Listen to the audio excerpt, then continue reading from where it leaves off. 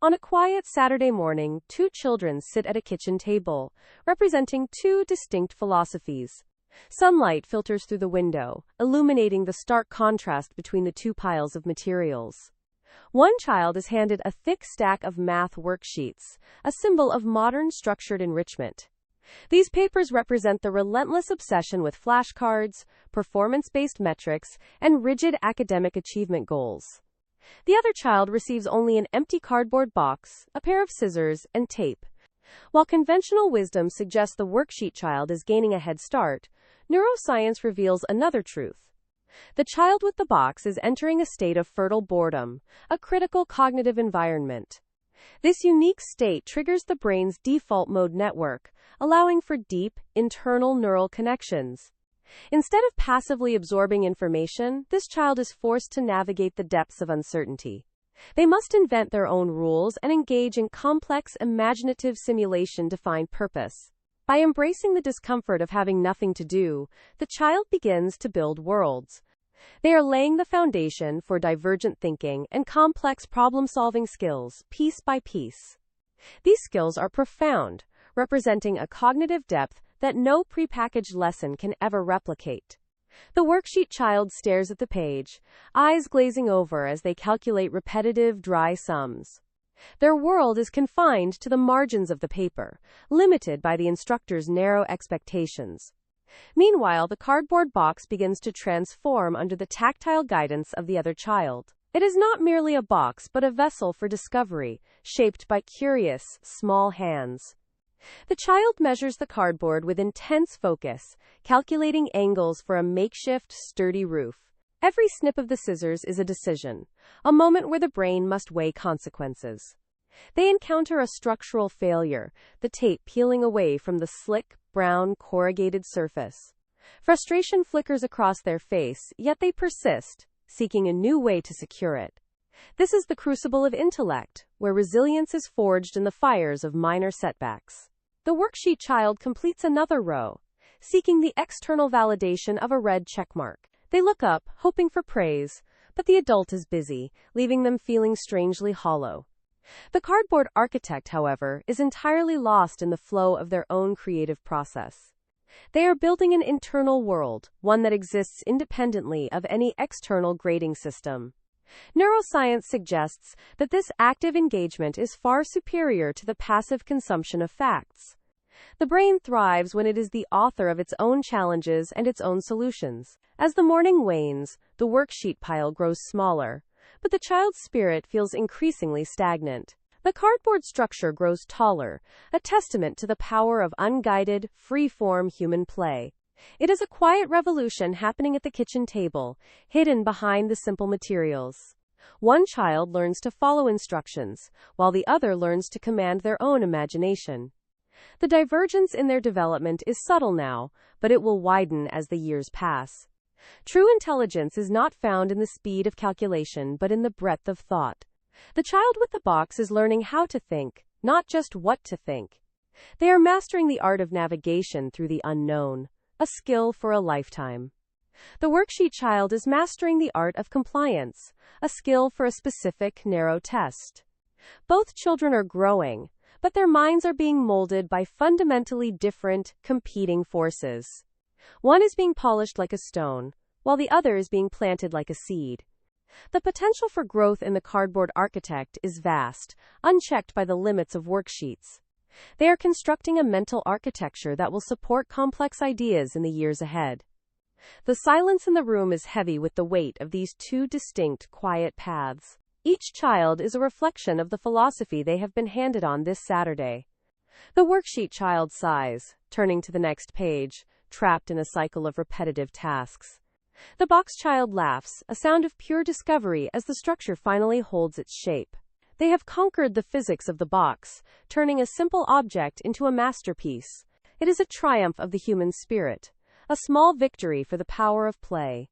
The brain's default mode network continues to hum, weaving connections that will last for decades. They are not just playing, they are practicing the very essence of human ingenuity and innovation. The worksheet child remains tethered to the table, waiting for the next instruction to arrive. they have become a passenger in their own education, waiting for the world to lead. The other child is the driver, steering their curiosity toward new and uncharted, exciting territories. This is the architecture of a growing mind, built on the foundations of freedom and wonder. The morning sun shifts, casting long shadows across the table, marking the passage of time. Both children remain in their seats, yet they are traveling toward two very different futures. One is moving toward a horizon of known answers, the other toward a world of questions. The cardboard box is now a castle, a ship, or perhaps a gateway to another dimension. The worksheets are now just paper, a stack of finished tasks that will soon be forgotten. The true lesson of the morning is clear to those who choose to observe it closely. Intelligence is a living capacity that flourishes when given the space to breathe and explore.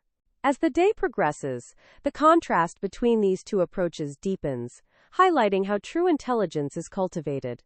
It is nurtured through ordinary, human habits rather than expensive, curated programs designed for rapid academic acceleration. The child with the box practices vital executive function by negotiating the complex structural challenges of their creation. They measure cardboard edges, test the tensile strength of tape, and visualize a vessel for their imagination. Meanwhile, the child with the worksheets remains tethered to external validation, waiting for a red pen's approval. Real cognitive growth flourishes when parents prioritize open-ended conversation over the rigid demands of a structured curriculum. It thrives when we praise the process of effort, rather than simply celebrating innate or static ability. By allowing for productive struggle, parents create a sanctuary where the mind can stretch and eventually bloom. Resisting the urge to rescue children from every minor frustration provides the emotional safety for the brain. Specifically, it allows the prefrontal cortex to thrive, developing the capacity for deep focus and emotional regulation. The child who learns to transform a simple box into a vessel for discovery is truly learning. They are developing the resilience, curiosity, and cognitive flexibility required for long-term success in an uncertain world. Intelligence is not a commodity to be poured into a child like water into a glass container. It is a living capacity that grows through trust, play, and the freedom to explore the unknown. When we step back, we allow the architecture of the mind to build its own sturdy, internal foundations. The box becomes a spaceship, a fortress, or a submarine, depending entirely on the child's own creative whim. This agency is the bedrock of innovation, teaching the child that they are masters of their environment. In contrast, the worksheet child learns that answers exist only within the margins provided by an authority. This dependency can stifle the very curiosity that drives scientific discovery and creative artistic expression in adulthood. We must recognize that the most profound lessons are often found in the quiet, unstructured moments of life. By valuing the cardboard box as much as the textbook, we honor the complexity of human development. We provide the space for the child to become an architect of their own unique, brilliant future. Each piece of tape applied is a decision, and every cut of the scissors is a calculated risk. The child learns to troubleshoot, adapt, and refine their vision as the project evolves throughout the afternoon. This is the essence of deep learning, where the process is far more valuable than the final product. As the sun begins to set, the box stands as a monument to the power of human agency.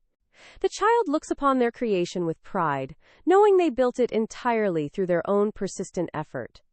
This sense of accomplishment is the fuel for future endeavors, fostering a lifelong love for challenging work. True intelligence is the ability to see potential in the mundane and to act upon that vision. It is the courage to embrace the unknown, trusting in one's own ability to solve any problem.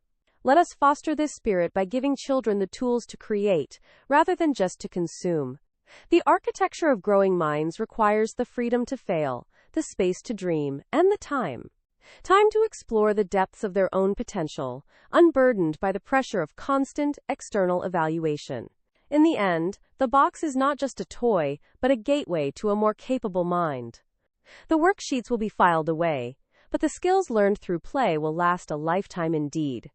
We witness a transformation that goes beyond mere academic performance, touching the very core of human identity. The child is no longer just a student, but an active participant in their own cognitive development. They have learned that they possess the power to shape their reality through thought and persistent action. This realization is the greatest gift we can provide to the next generation of thinkers and creators. By trusting in the natural process of growth, we empower them to reach their full human potential.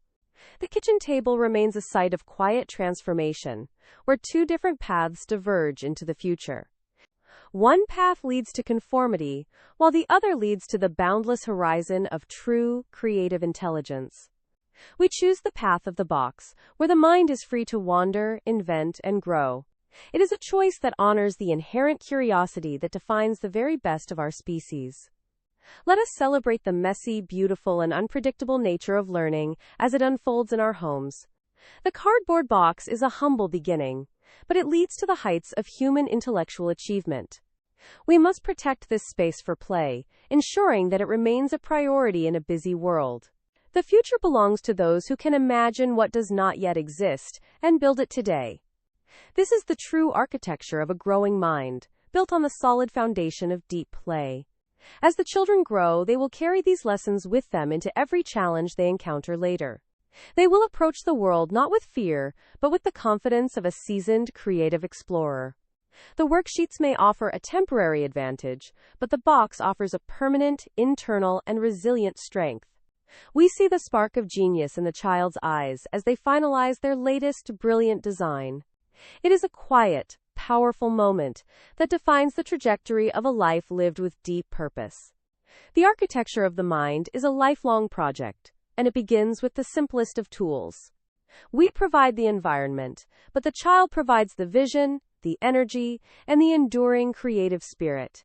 Together, they build a future that is as vast and as limitless as their own wild imaginations. The quiet Saturday morning has become a masterclass in the art of becoming a truly capable human. We watch with hope, knowing that the seeds of greatness are sown in these small, ordinary moments. The architecture of the mind is finally complete, ready to face the challenges of the coming world.